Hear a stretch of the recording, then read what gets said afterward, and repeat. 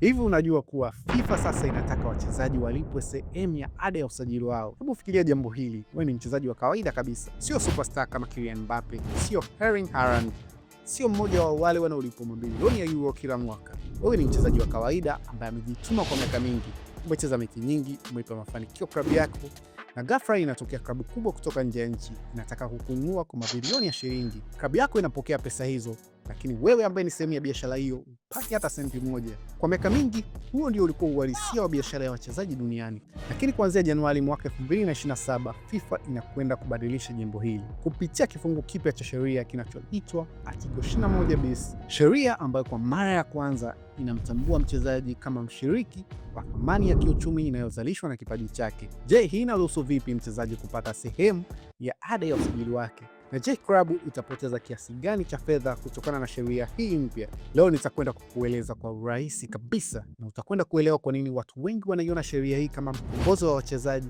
na ambayo itakwenda kuleta mapinduzi katika soko la mauzo duniani. Kwanza unaweza kuwa unajiuliza Article 21 bis ni nini? Article 21 bis ni sheria mpya inayoruhusu mchezaji kupata sehemu ya ada ya usajili wake pale anapouzwa kwenda klabu nyingine. Kwa mara ya kwanza FIFA imeweka mfumo huo rasmi unaosema mchezaji naye anaweza kunufaika moja kwa moja kutokana na biashara inayomhusu. Lakini hapa kuna jambo muhimu kabisa, sheria hii haiwahusu wachezaji wote. Hapa tusichanganye mambo. Sasa je, ni nani analindwa na sheria hii? Sheria hii inawalinda wachezaji wa kipato cha chini na kipato cha kati. Na ili mchezaji aweze kulindwa na Article 21 bis, lazima atimize masharti mawili. Sharti la kwanza, ili mchezaji aweze kuguswa na sheria hii, lazima kwa mwaka kipato chake kisizidi $150,000. Hii ni takriban zaidi ya milioni 390 za Kitanzania. Na sharti namba 2, uhamisho wake lazima uwe wa kudumu na wa kimataifa, yaani anatokea nchi moja na kwenda nchi nyingine. Na kama masharti haya yametimia, sheria hii inaanza kufanya kazi. Na hapo klabu inayomuuza mchezaji inalazimika kumpa 5% ya ada ya usajili iliyopokea. Ndiyo, 5%. Na hili sio hombi, sio hisani, sio zawadi, ila ni takwa la kisheria. Nikupe mfano mmoja. Hebu mfikirie mchezaji anaitwa Mayele. Mayele anachezea Simba Sports Club. Mshahara wake kwa mwaka ni euro 40,000. Hii ina maana yuko chini ya kiwango cha euro 150,000. Siku moja klabu ya Al Hilal ya Saudi Arabia inavutiwa naye. Mazungumzo yanafanyika, makubaliano yanafikiwa na Al Hilal inakubali kulipa euro milioni 1 ili kumsajili Mayele. Sasa hapo zamani nini kingetokea? Al Hilal ingepeleka euro milioni 1 kwa Simba.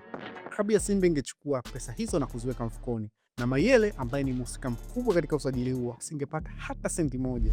Lakini kuanzia Januari mwaka 2027 mambo haya yamebadilika, kwa sababu Article 21 bis inasema Simba sasa haiwezi kuchukua pesa zote, lazima ihesabu 5% ya pesa hizo na kumpatia Mayele, ambazo itakuwa ni sawa na euro 50,000, takriban zaidi ya shilingi milioni 130 pesa za Kitanzania. Na pesa hizo lazima zilipwe kwa Mayele. Kwa lugha rahisi ni kuwa Mayele anakuwa ananufaika na faida iliyotokana na uhamisho wake mwenyewe. Kama umefika mpaka hapa na unaona FIFA inaendelea kutoa haki kwa wachezaji ambazo walizistahili, bonyeza subscribe, like na share video hii.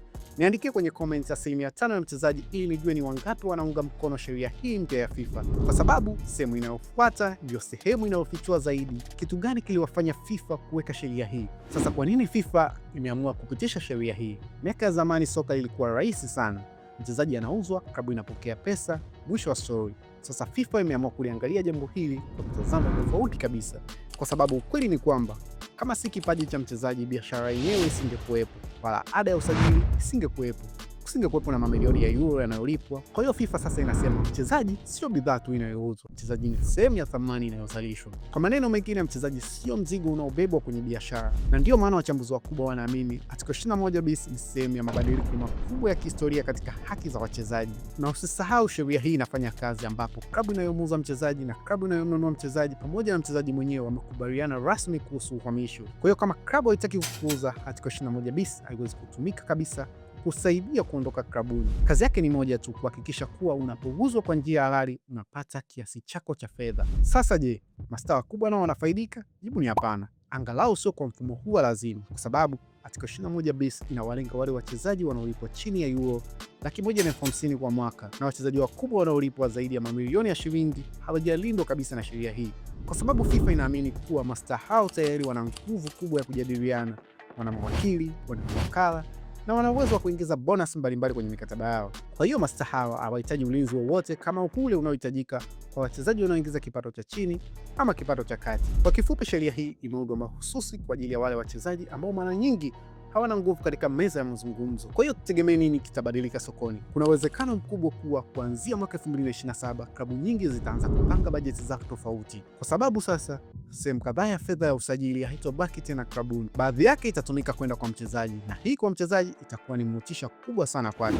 Na kwa upande wa FIFA, lengo lao linaonekana kuwa moja tu: kufanya mfumo wa soka uwe wa haki zaidi kwa wale ambao ndio chanzo cha biashara yenyewe, wachezaji. Sasa niambie kwenye comment, unafikiri asilimia hii 5 inatosha ama FIFA wanatakiwa kuboresha zaidi asilimia hii kwa wachezaji? Usisahau kulike, kucomment na kusubscribe ili usipitwe maelezo mengine ya kina kuhusu sheria za soka. Mimi naitwa Sonino. Asante kwa kutazama mpaka mwisho. Tukutane wakati mwingine.